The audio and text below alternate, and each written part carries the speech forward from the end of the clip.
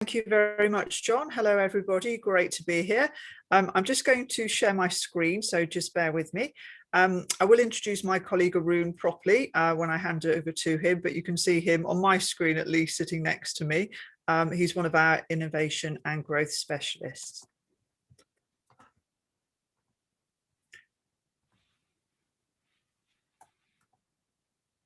Okay, so hopefully a large slide saying welcome has appeared in front of everybody. Welcome to Innovate UK Edge. As John said, I'm Helen Turton. I'm Client Engagement Manager at Innovate UK Edge. We are part of Innovate UK. We're funded by Innovate UK. Some people may recognise the name Enterprise Europe Network. That's what we were called up until the 4th of January. 4th of January this year, we rebranded to Innovate UK Edge.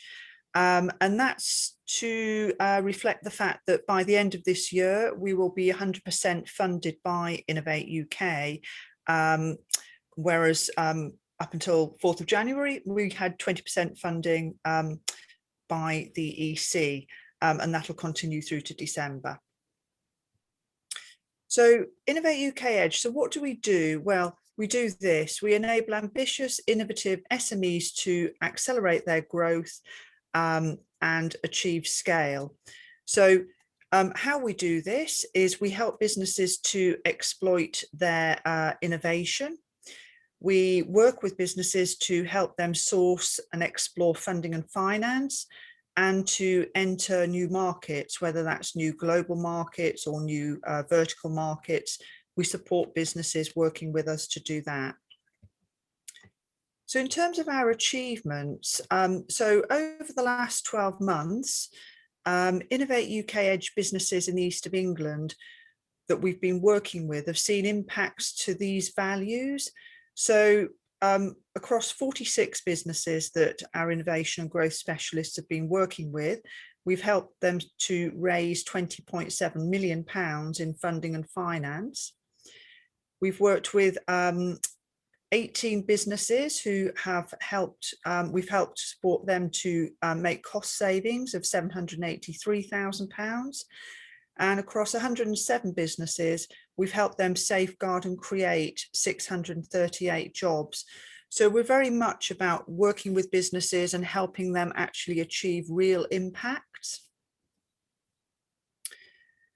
So in terms of how we work with businesses on an international basis, so I mentioned Enterprise Europe Network at the beginning of my presentation. We're no longer branded as that, but we are still part of the Enterprise Europe Network service. And so the areas that you see on this map in pink are the areas where Enterprise Europe Network has got a presence. And so part of the support that we offer our businesses is helping them to connect and collaborate across this global network. So that spans 65 countries with 600 partners and 3,000 experts. So our funding comes down from the Department for Business, Energy and Industrial Strategy, BEIS. We've got the UKRI, so UK and Research and Innovation. So there's all of the research bodies there, the universities. And then we're in the bottom right corner there on the Connect cog, Innovate UK Edge, together with our colleagues at Knowledge Transfer Network and the Catapult Centres. And then on the left-hand side there at the bottom is the funding side of things. And that's obviously an area where a lot of businesses are interested. And obviously Arun's going to talk in more detail about that shortly. So there's the Innovate UK R&D grants and the Innovate UK innovation loans. And so we work with our businesses to help them access that sort of funding. So we offer tailored innovation growth support. So we don't have modules, we don't do one-to-manys. We work with businesses on an individual one-to-one basis around the sort of the areas where they most need support and what's really going to make a difference and help them move forward. So as I mentioned before, we're looking to work with businesses to achieve measurable impacts, and that can be across accessing finance. It can be working with them to expand globally. We looked at the Enterprise Europe Network map there. So for example, if businesses are looking to find agents or distributors or companies to do joint ventures with or R&D with across that network, we can help them make those connections and collaborations with our using our sort of network to help them sort of connect with businesses in those countries where we have that presence. Sales and marketing, I mean, that's another big area where our innovation and growth specialists support businesses.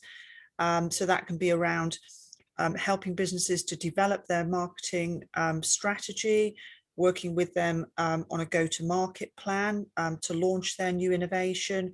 It can be around supporting them with their digital marketing strategy, looking at routes to market, channels, all of those sorts of things. In terms of strategy and growth, so we do work with businesses at a strategic level, very much looking at innovation as being part of that sort of growth strategy, helping them define that sort of strategy for the next sort of 3 to 5 years, and building partnerships. So leveraging the ecosystem, the East of England ecosystem, the national ecosystem, and then our global networks as well. So we have over 26 innovation and growth specialists in our team, of whom Arun is one. He's one of our lead innovation growth specialists. And so how we work is we assign an advisor, a specialist, to work with a company as their designated specialist. And that person is knowledgeable, objective, and impartial. Our specialists have run their own businesses, they've brought products to market, or they've worked in areas such as raising finance or manufacturing, or within corporates and those sorts of things. So they do get business, they get the opportunities and understand the challenges. And their intelligent networking allows exclusive access to our ecosystem. So these are just a couple of companies that we have been supporting. Zablatus Therapeutics is a spin out from Norfolk and Norwich Hospital. They've developed non-invasive surgery for tumours, eradicating tumours. And one of our specialists worked with that company and helped them to achieve £500,000 of funding, and also helped them to secure a £1.4 million Innovate UK Smart Grant. So Arun supported this business. They developed artificial intelligence to trawl the internet to find human experts across any sort of sector. And Arun worked with them to achieve £3.7 million worth of financial investment. And this company, TechSpert, is predicting that they'll take on about 30 extra staff over the coming months as a result of growing. So at that point, it's a good moment to hand you over to Arun, who's going to talk you through the funding side. So I'm just going to stop sharing my screen and he'll start to share his. Great. Thank you, Helen. So let me share my screen now.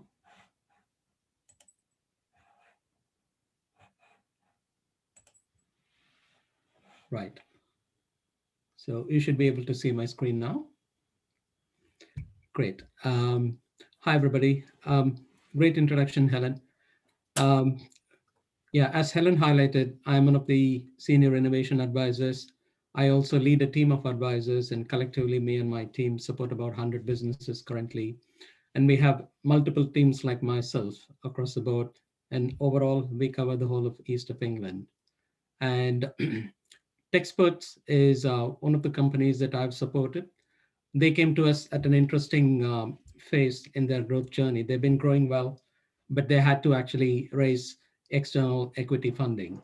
in order to actually scale to the next level in terms of increasing the team size by 30 new people. So my support was primarily around some of the aspects that Helen had highlighted in terms of looking at their growth strategy, structure, external partnerships, and also their business model, and then help them refine their um, pitch and then the overall business plan as well. So as a result of which, we were able to actually help them get that equity investment from a variety of VCs. We also help them in applying for grant funding, but again, it's one of those things where they didn't succeed at that particular round, but they still want to apply at a subsequent round. Um, in terms of today's session, I'm going to talk about grant funding for startups and scale-ups, but a lot of it is about looking at the risk profile of what kind of innovation is being proposed, and then how that can actually be addressed. Because as entrepreneurs and founders, your focus may be on the opportunity and how you can actually create this wonderful, fantastic business that could create real value. But from an investor's point of view, they see the risk in terms of, okay, uh, what is the likelihood that this venture will succeed? Because at the end of the day, the investors are focusing on the investment that they made within the business.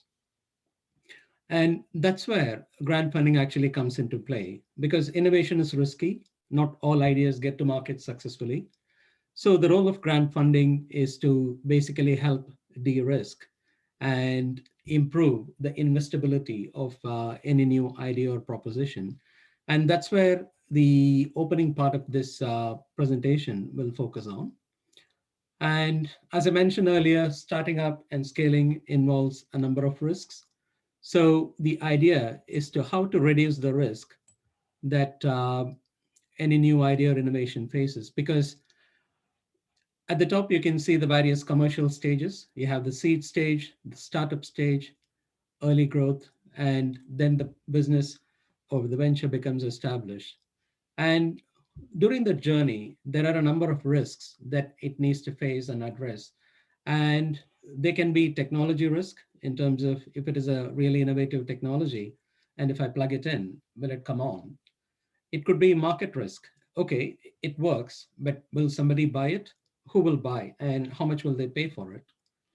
And then you have the financing risk in terms of, okay, this is a really interesting idea, but are there investors out there who are willing to actually fund the venture to positive cash flow? Because at the end of the day, it's all about achieving and maintaining positive cash flow in the long run that makes a business sustainable. So that's where the financing risk comes into play. And then we are looking at business risk here. Okay, the current team is really great, but can they actually manage the transition from being a startup business to a sustainable business? And then finally, regulatory risk. Are there any regulations which affect the progress of commercialization? Again, if you look at some of the developments in cryptocurrency and Bitcoin phenomenon, regulation is actually a key area that could influence the success or failure of the whole thing. So in order to address these risks, grant funding has a key role to play in order to de-risk the venture or the idea at one stage to the other. And that is also reflected in the way in which investors perceive. So what we what we observe is that the funding sources vary as per risk. And in this picture, there are two axes. On the vertical axis, we are measuring risk from low to high. And on the horizontal axis, it's basically the four stages of business that we looked at earlier. And as you can see, there are a variety of investment or funding sources that are listed here. And their interest in any venture actually varies according to the level of risk. Grant funding, as you can see, has the broadest coverage across this journey from seed to established stage, because even corporates can apply for grant funding, but obviously they won't get as much as what a startup would receive because their resources are at a completely different scale. But what you will also notice is that grant funding is basically covering the high risk um, portions of the innovation journey. Yeah. And as you can see, starts with founders, friends and family, then you have accelerators and other funders. Then come the business angels, venture capital, non-financial corporations in the form of corporate investors. Then you have the equity markets where companies can actually list their shares in the form of an IPO and raise external funding. And finally, you have the commercial banks where you need to have some assets in the business, you need to have a collateral, you need to be established with maybe 3 years of financial activity and profits, and only then they will lend money. So this kind of covers and basically puts into relief what the uh, risk profile of the investors are. And as entrepreneurs and founders, looking at these different sources, identifying where you are in terms of your own venture journey, and then targeting the right investors is actually key. And if your venture involves a lot of risk in terms of the innovation itself, then grant funding has a key role to play because in some ways it underpins all these different sources, starting from founder, friends, and family, all the way to venture capital, and even beyond. Yeah. So that's another way to look at the funding landscape and then see where grant funding has a role to play. One of the things when we talk to businesses about their funding requirements, especially grant funding, is that it's about positioning at what stage they are in their um, development journey. And there is a framework called TRL. TRL stands for Technology Readiness Levels. And it was originally started being applied by NASA in order to measure and map the progress of their technologies for their mission operations. So it starts from TRL1 at the bottom, all the way to flight proving through successful missions, space missions. I won't go into the details of this model, but basically this is one way of looking at how the technology progresses from just being a scientific principle all the way to um, higher levels of technologies in terms of components, subsystems, and then actual mission components, and then the finished rockets or satellites and other types of vehicles. But what is more important for us is how Innovate UK actually looks at this technology development stages. And basically, it starts with fundamental research at the bottom. And at the top is the commercialization. When it comes to fundamental research, it straddles the space between what Helen was highlighting as a research council funding and what Innovate UK can provide. Um, there is some overlap, but there is still some funding available for fundamental research. But what is most interesting from a business perspective is the next three layers, starting with feasibility studies, industrial R&D, and experimental development. Feasibility studies are basically early gaining of information in order to make sure that any investments that are going to be made in the future is worth investing. It's basically analyzing and evaluating the potential and to support the decision-making process in terms of whether the R&D should happen or not. This could be in the form of market research, could be in the form of early customer interactions, or it could even be small scale development, which allows the sampling or the integration of various technologies, which maybe haven't been put together in the same way before. The next stage is industrial R&D. And in industrial R&D, it's basically planned research or critical investigation to gain new knowledge and skills in order to improve the product development or the processes or services. Again, you could actually do some prototypes in a lab or an environment with simulated surfaces. And then top of the range here is experimental development, where it's about creating new or improved products, processes, or services. And here you can actually do prototyping, demonstrating, piloting, testing and validation, and again, environments representative of real life operating conditions. You may set up some pilot plans. You may take your product or service to a client location.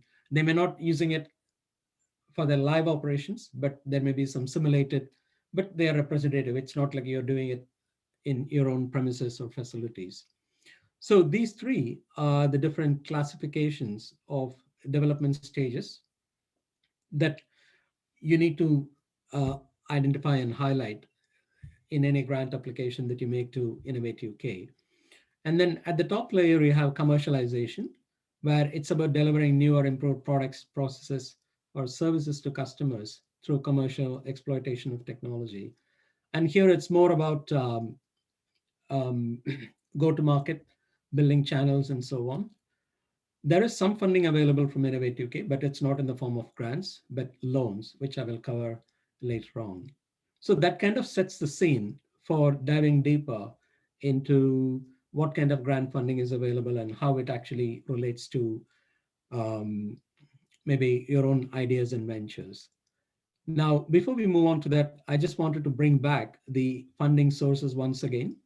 So we've seen all these different development stages. And then here you have on the right, the different sources of funding. And these are funding sources we've already discussed earlier. The one which I didn't mention before is specialist funders.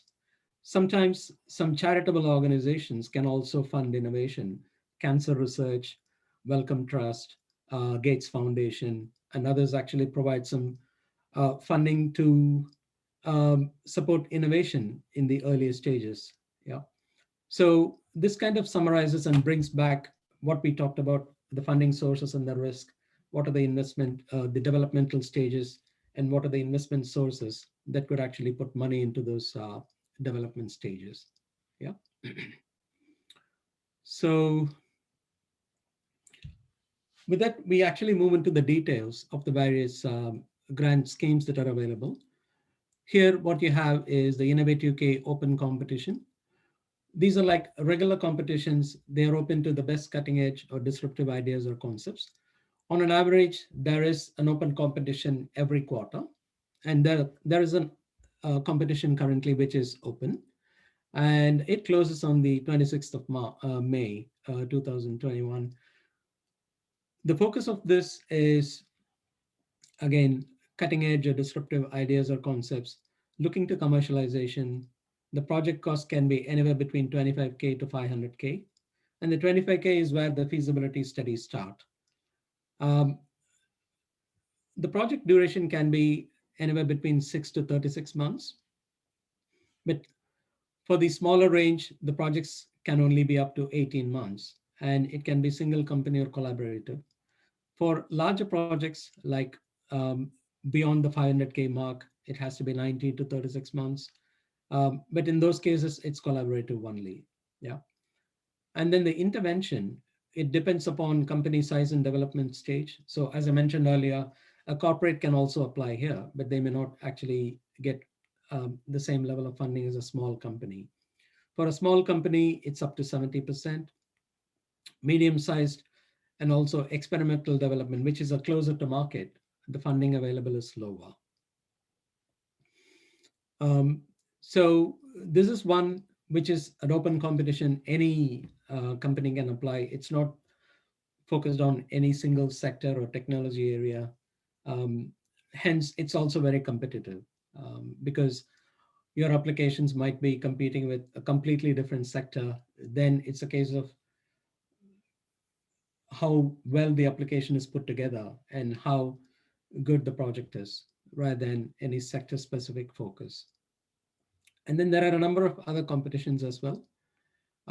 There is this Industrial Strategy Challenge Fund, Small Business Research Initiative. The SBRI tends to be focused on specific sectors. There is one on healthcare, there is one on digital, and so on.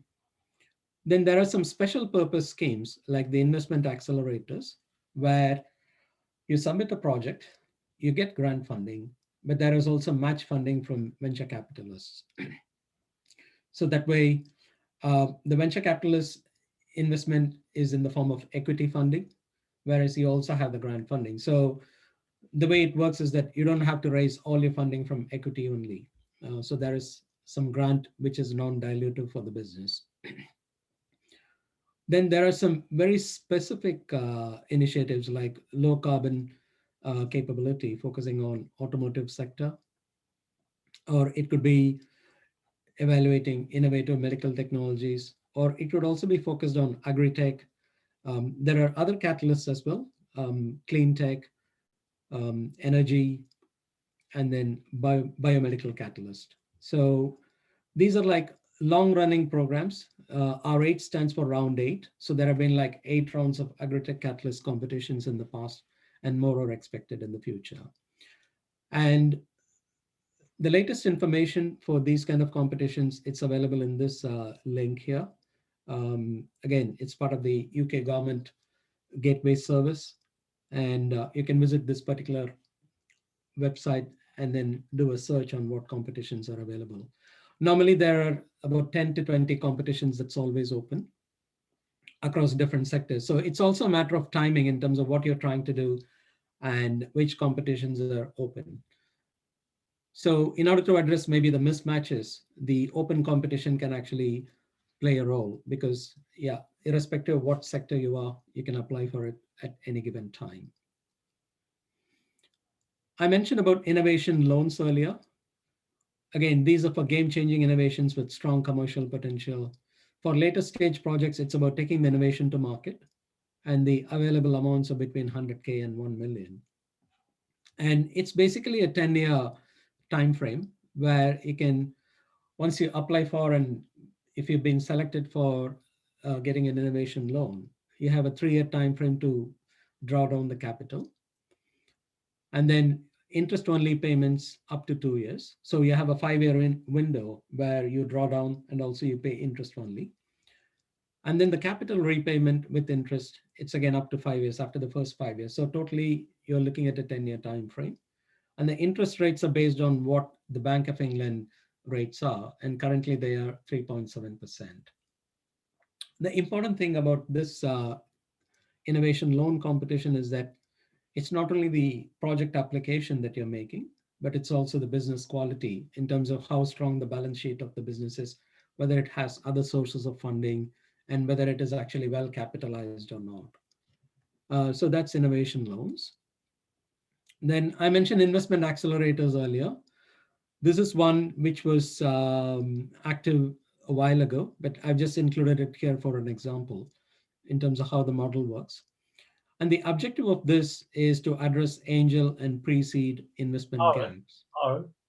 Just stop you on this point. We've got a question. Sue, do you want to ask it? Are you there, Sue Simmons? I'll ask it on, she's having tech issues. So she asked, is there a limit to the number and type of businesses, organizations in the collaborations? There are no limits. It can be universities, they can be other SMEs, or they can also be research and technology organizations. So it could be a combination. Cool. Okay. And feel free, anyone else, ask questions if they're relevant to what Aaron's talking about right now. He doesn't mind being interrupted. Exactly. Yeah. We want to have a collaborative event. Thank you. So the investment accelerators are primarily about addressing angel and pre-seed investment gaps. And it's also about encouraging early stage private investment. One big relief for companies getting this funding is that it eliminates the need to find match funding, because quite often that's the biggest challenges companies face. And they can also get access to investors' commercial skills, knowledge, and market opportunities. In terms of the actual application itself, typically any Innovate UK grant application has 10 key questions. There'll be some extra questions topping and tailing this, but these are the key. And it's basically about the innovation itself. What is the need or challenge that the project is trying to address? What is their approach and how innovative it is? Here they have this test called as, how does it compare with the state of the art? And whether it's better, how different, and so on. Then you have team and resources. That information needs to be there. And then market awareness. Quite often, applications fail because they don't provide enough evidence that they are aware of the market opportunities.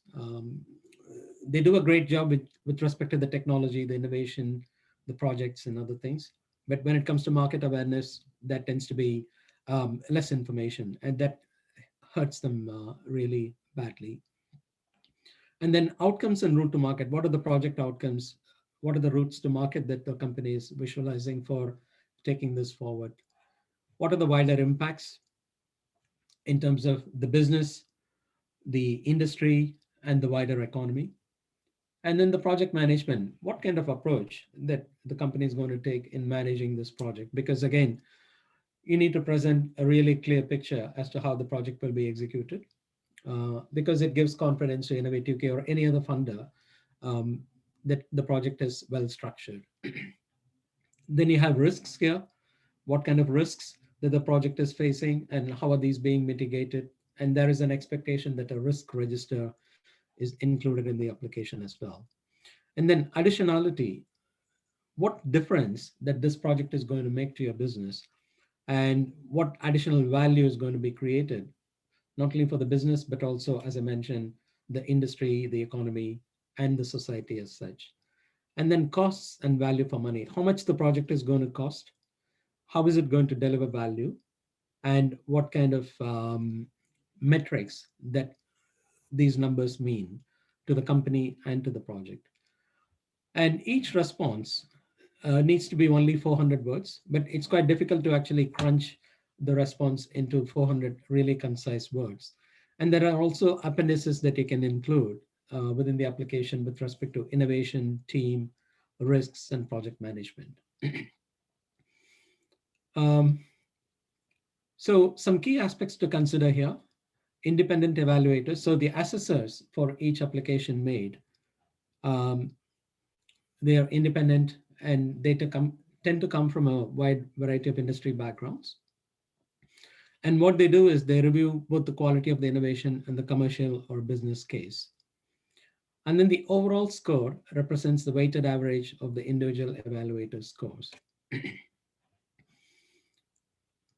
Some tips, again, it's about writing a compelling or even passionate argument, using plain English, no technical jargon, and it helps to spell out acronyms.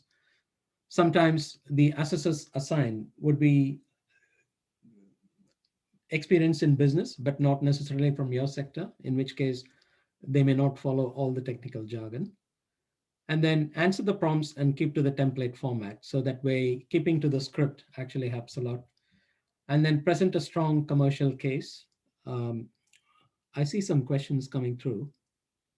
Yeah, we can invite them to come and ask them. So Ether, you've got a couple of questions. I can read them out, or if you're there, no, I'm here. I can speak about this for sure. Cool. Sure. So yeah, thanks very much, by the way. Apologies for interrupting, as they say.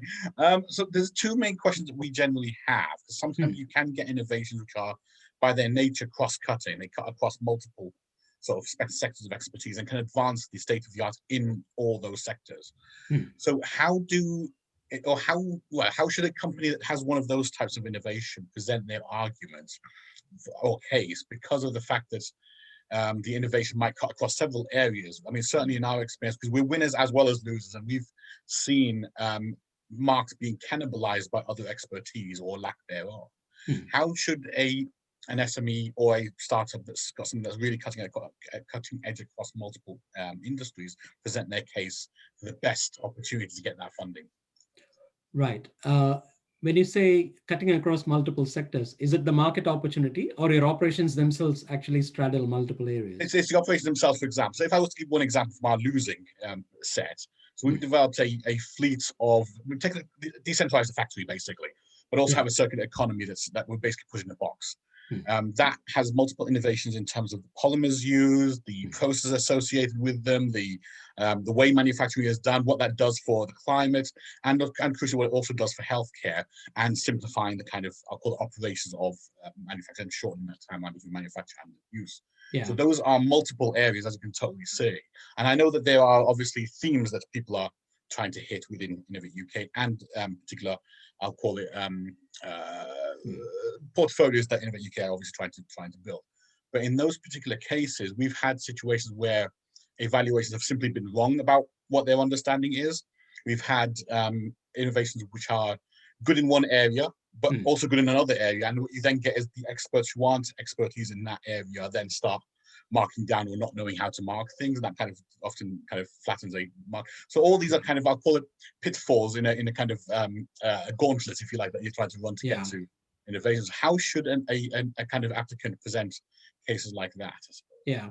So in those kind of situations, it actually makes sense to focus on a single market opportunity. And then, of course, there may be multiple aspects that can be captured through the innovation, but it's about proving the innovation across the commercialization journey for a very specific market. And the way you then, if I go back to the previous couple of slides before, the need or challenge, the way you define it could actually help narrow down the choice of assessors and what they're going to look for. And then you can always say that the approach in the innovation, you can describe the innovation. And in the market awareness, one of the things that the actual questions ask is that, what is your current market focus? And then are there other markets where you can actually take the innovation in the future? So there are some aspects where that clarity can be established. And that's probably where external advisors like me and my team can help, because we see loads of these applications on a regular basis, and we also have a fair understanding of what the expectations are from the assessors as well as Innovate UK. So we can actually guide you in these areas. And see, ultimately, most of the applications actually are about really interesting innovations, but ultimately the ones that come through are the ones which make the best case for why they should be funded. In one sector specifically. So. Exactly, yeah. Thanks, Aaron. And Eva, I'm actually going to maybe allow you to complete your presentation, Aaron, and then we'll push the questions to the end, just in case there's some people who may be strapped for time. Okay, and of course, also got Dave. Cool. All right. Yeah, we are almost close to the end. So presenting a strong commercial case and impact and return on investment potential, and then the demonstration of cutting edge world-leading innovation. And again, it's also useful to have someone else to read it, and that's the kind of help that we can provide in terms of going through the application and providing feedback. And this is where I think the details of what kind of help that we can provide. We can offer initial advice about programs and calls, access to experts in terms of national contact points for some competitions, and other relevant, say, industry or ecosystem contacts. Collaboration partners, again, this is a topic which Helen mentioned earlier about access into the ecosystem and finding partners. We also run some sector groups like agri-food, environmental, and so on. We run international brokerage events, and we also offer objective third-person application review, which I mentioned earlier. And there are other support areas like the Business Innovation Program, which allows you to build collaborations and partnerships with local as well as international ecosystems. Here are some useful resources. Again, these are all links, but I think we should be able to share electronic copies of these to you if you're interested. And then there are a number of resources that are available, some YouTube videos as well. So, and on top of it, me, my team, and other colleagues are here to support you if you want to apply for any funds and grant funding in the future. Great, thanks, Aaron. That's really good. So we'll go to David, and then we'll come back to Ether for his second question. So, David, are you there? You got a question? Hopefully I am. I'm walking a dog and listening in at the same time. So multitasking, Yeah. So I did miss the beginning because trying to get through Eventbrite on the phone to Zoom was remarkably difficult. So, I've practical experience of applying for a grant a very long time ago through the SMART scheme, and recently we've been approached by a number of companies claiming to offer, near guarantees of success with grant applications, which I find to be deeply unlikely. Do you want people to create their own applications? Do those people going through someone that they're paying to write the thing get any kind of advantage from doing so, or is there a disadvantage in doing that? So I appreciate you might not know. One thing which I know is that getting grant funding is getting more and more competitive, especially in the last 12 months. Innovate UK have increased the amount of funding made available to companies because the sheer volume of the applications meant that they had to turn so many good applications away. So it's not getting any easier. And again, when companies say they can near guarantee, again, as people in business, we always have to take the pinch of salt. Lots of salt involved in that one. Yeah. Okay. So the second line of inquiry really is, when I've looked at these in the past, the 400 words it feels like a lot until you start writing. Then you discover it's far too few. Exactly. What do you have anything online that would be an example of good applications? Or I hear the word challenge and I sit there and go, I don't really know what you mean by that. And some of the wording is not plain English. Yeah. Having examples that showed us what you're looking for, I appreciate the idea is not to copy it, but to allow us to understand what kind of prose you're looking for so we can explain our ideas, and risks, etc., in the manner you're expecting them. Yeah. Is that a thing? I've never seen anything online, and I did the COVID grant thing last year, and it was just like, well, we're not going to tell you how you did, we're not going to tell you anything about it at all, you just go away. You know, okay, that wasn't great, but I understood that one. Yeah. But and it sounds like there are. Do you offer this service to anybody who gets in touch, or how would we reach out to get anyone to do this kind of review process or discussion about what you're looking for? Okay. It feels like that's potentially an advantage. Yeah. So to answer the first part of your question, there are no sample filled in applications available online because they're not just available. But in terms of getting support, again, Innovate UK Edge can actually help you, but that's not just about the grant application itself, but it's more about what you're trying to do with your innovation, where grant funding is part of it, but also there is a lot of support available in the broadest scheme of things. That's something which you can access by actually signing up to the support. And that's the part of which Helen will follow up in the rest of this session. So more details can be had shortly. Cool. Related to the 400-word cap, Ether, you have a question. It's related to that, and obviously related to my last question, I suppose, as well, because some innovations, again, are so cutting edge, and the evaluators have a certain position of their understanding, and because it advances it in maybe 3 or 4, maybe 5 steps from where the cutting edge is now, you have to walk them through a lot of that, don't you, in terms of the idea and how to present it, and even how you'll get to market with that. Yeah. And that can stretch your ability to put it within 400 words. And even with the attachments, there's a limitation on how small you can make the fonts and how, you know what I mean? Exactly, So how, and certainly, if you look at kind of, I suppose, to pick on some of the previous points, looking at, I'll call it public sector procurement, for example, just to use a parallel. I mean, in those areas, there's definitely an advantage, quote unquote, to having people write the bids for you. And it can make the difference between a 1 in 20 win and a 1 in 4 win. Yeah. But that's obviously public sector procurement. So I suppose that my question's slightly mixes the two, in the sense that obviously here we have to try and fit a lot into those 400 words. So it's a challenge. The second thing is, I suppose, in the examples of good ones that you've seen, what's been the kind of balance between trying to make the case across multiple multiple steps of innovation from the state of the art, and how should the SMEs or even any organization look at trying to present cases visually or those sort of things? Do they tend to help, I suppose, is the short answer. Yeah. So in order to convey the uniqueness of the innovation, the application itself allows you to include appendices. In the case of the second question, which talks about the innovation, you can actually have 2 extra pages, but it may still not be enough, but that's available.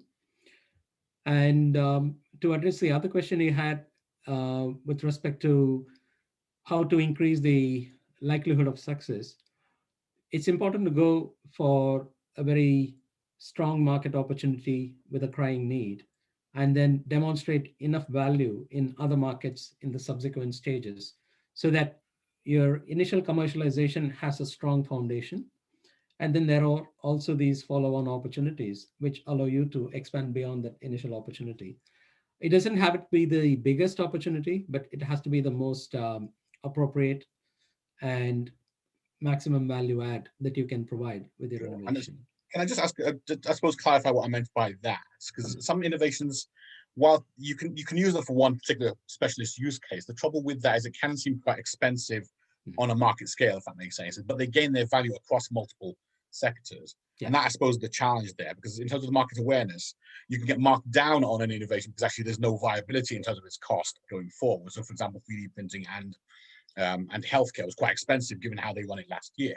Yeah. But actually, the benefits across multiple industries and across the entire life cycle of, say, plastics or polymers actually can be quite an advantage across all those extra areas. But that can't be presented given the way you've just described how it should be sort of applied. I mean, is there a way to kind of deal with those sorts of situations? Yeah, that's where I think opportunities like the sustainable innovation funding round, those would have been ideal because they have this broader picture in terms of what the impact can be, rather than very sector specific. But again, this is something maybe we can discuss offline as well as a follow-on conversation. But yeah, it's a complex challenge to present your particular innovation in the way that you're describing. Thank you. So we got a couple more. We'll go to Brian and then James. So lovely, Mr. Bush, you got a question? Hi, yeah. I'm interested in how the funding channels work in relation to the stage of the venture. Mm-hmm. So at times, some funds won't fund something if it's been developed. It's got to be a new idea. I'm interested in two at the moment. One is a fairly seriously researched new idea where we've done little in relation to development, and the other is a developed platform where we're now looking to scale. So both are looking at funding. So I'm just interested in how that relates, please. Yeah, so here I would say it's ultimately about the risk profile, right? When you say the second opportunity, you have developed a platform, you probably crossed a few risks already in terms of the technical risk at the minimum. But then there is also the commercial risk in terms of whether the platform is valuable enough for somebody to actually pay to use it. Yeah. So in that situation, I would say it's probably beyond the scope of what grant funding can do. Mm-hmm. But the other opportunity that you mentioned, it looks like maybe a feasibility study would be the way to go to take stock of where the opportunity is, maybe do some early developments without actually committing a lot of R&D investments into it and so on. So that's how I would position those two. Okay, thank you. Thanks. James, your turn on stage. Are you there? You've unmuted. We cannot hear you if you are talking. I'll come back to you while you sort out. You're muted now, but I'll come back to you while you sort out your audio. There was another question from David. Maybe he's walking his dog. I don't know still, but yeah, still here. Yeah, I'm just wondering what the timeline is. I think you said the next round, or the current round, closes in May. Yeah. Realistically, what's the timeline if you're successful before you'd actually have any funding coming in or access to it? And then the other question is really, how onerous is the reporting structure? Last time we did one, we regretted it because the reporting was horrendous. And actually probably cost half the time to do the reporting on a smarter board, which we decided wasn't actually great value for money. So I hope that's changed.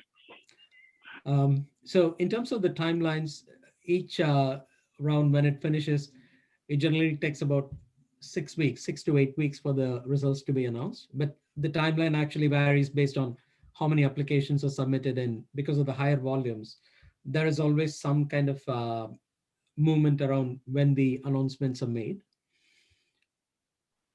The way the money is disbursed, unless it's 100% funded competition.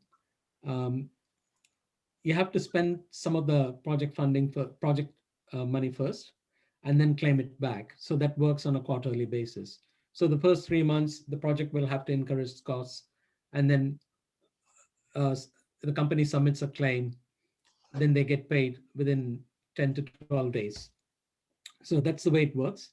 And in terms of the reporting requirements, again, these things vary from company to company. There are companies who have grant funding as part of their core R&D funding activity. So they seem to have developed ways and methods to manage this complexity. But other companies, especially the first time grant receiving companies, they find it really hard. I wouldn't say it's improved a lot, but it's been streamlined a lot. A lot of it is online, and the templates and other details that are needed to actually submit these claims, they're much more informative. But again, this is something which is subjective, I would say. Cool. James, are you back in the house? I did message you to. Does this work? That's it. You're here. Cool. Better. Hello. Hi, Arun. A question really about Innovate UK Edge. Do you guys offer review services of applications that have been unsuccessful? And if so, is that a charged thing, or is that something that can be arranged? Or because I've submitted an application and was unsuccessful, and the feedback's kind of a bit of a mixture, really, scoring wise. And I think it would just be, I've had a few companies that say they can review applications and resubmit for, quite a large amount of money. Yeah. But I wondered if there's a service that's offering that doesn't cost so much money. Yeah. So as Helen mentioned, we are fully funded by the Innovate UK. So all the support that we provide, it's free, in the sense like companies don't have to pay to get our help. But in terms of how we actually support companies, it's in the broader package of business support. So we have some specific support areas that we cover, as Helen highlighted, and these are not generally delivered as a single point service like the way you're describing. Can we actually do a review of your application? If you're interested in maybe developing your innovation forward, and if another, say, maybe grant application is part of that process, then we can engage with you. We can understand what your innovation is, how you need to take it forward. Again, this is all mentoring and coaching kind of external review kind of support. And then we'll look at your previous application and the results, and then help you improve it, and then apply for the grant funding. But the support doesn't stop there. And we can also help you with getting ecosystem partners, or looking at your marketing and go-to-market strategies and various challenges associated with commercialization. So it's a wider package of service that is available, and it's tailored to each company and its requirement. So yeah, I hope that answers your question. Yeah, it does. Yeah, I'll be interested to take that offline. That would be good. That's great. Yeah. Well, Thank you. Thank you, we're going to call a close on all the questions. We're going to wrap up soon. Maybe Aaron's already answered your next bit. Helen, you're going to do a little piece, I believe, on support, UK Edge. So back to you, Helen. Are you there, Helen? Sorry, John, I was on mute. Yes, I think Arun's just going to stop sharing his screen, and I'll just reshare mine. In the interest of time, again, I'm happy to actually run through the presentation. It has other slides as well. Yeah.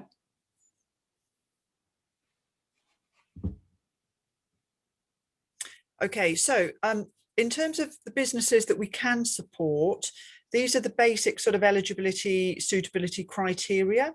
So we can work with any stage of business apart from those that are at the pre-seed stage.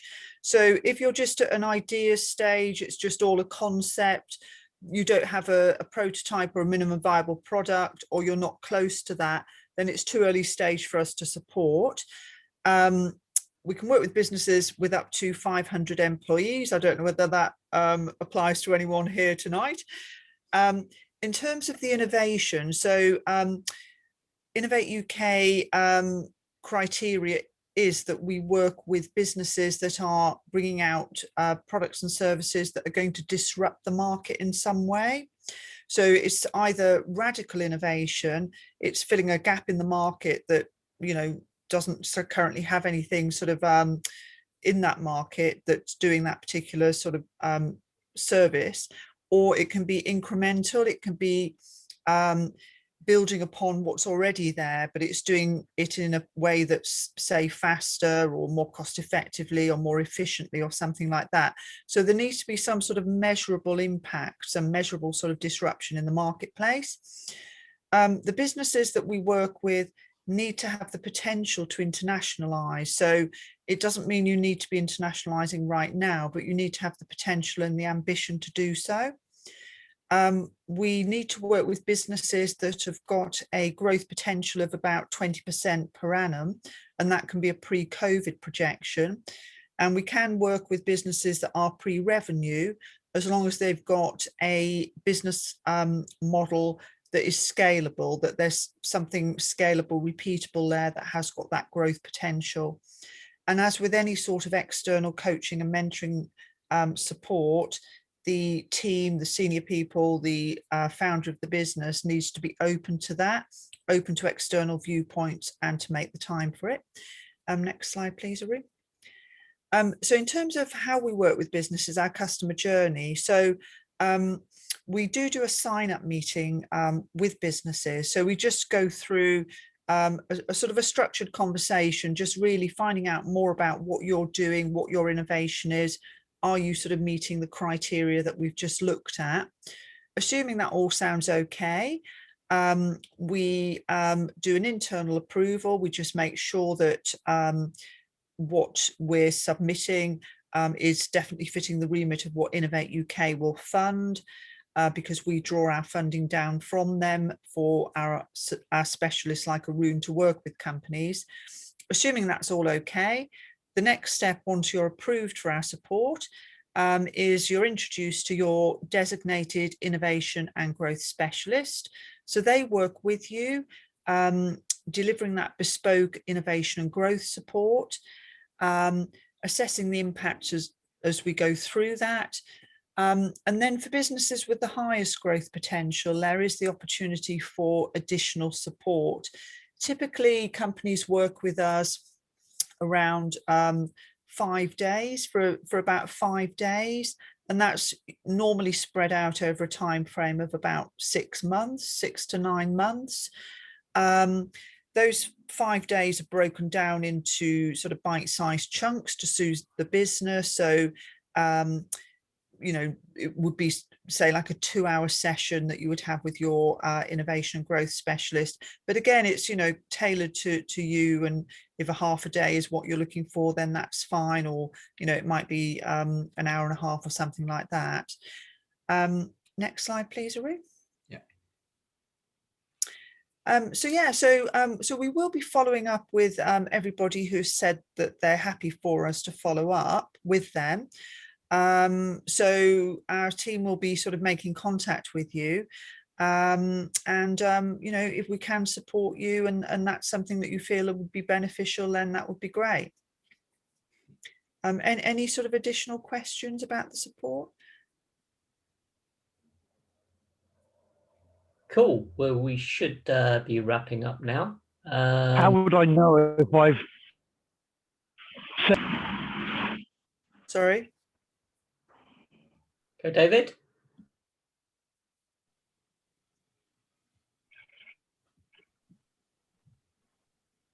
Cool, we lost him, but I think you could follow up. So to wrap it up, thank you very much, Helen and Aaron, coming along and giving all that great advice. It looks like an amazing opportunity for many startups and scale-ups out there. just on SyncNorwich side, I think I just walked into the black spot. I'll text. Okay, thanks. Yeah, you text, David. Yeah, just on our side, we've got. I'm just going to post an event that the next one coming up, Startup Pitches number 11. Got 4 startups pitching. These are all actually really early stage. So it's the first time we've had such early stage businesses. So yeah, so just go along to SyncNorwich and sign up along. Cool. So that's a wrap. Take it easy, and shall we give a round of applause to Helen and Aaron? Thank you very much. Thank you. Nice to meet everyone. We'll be in touch. Have good evenings, everybody. Bye-bye. Bye. Thanks, John. Bye all.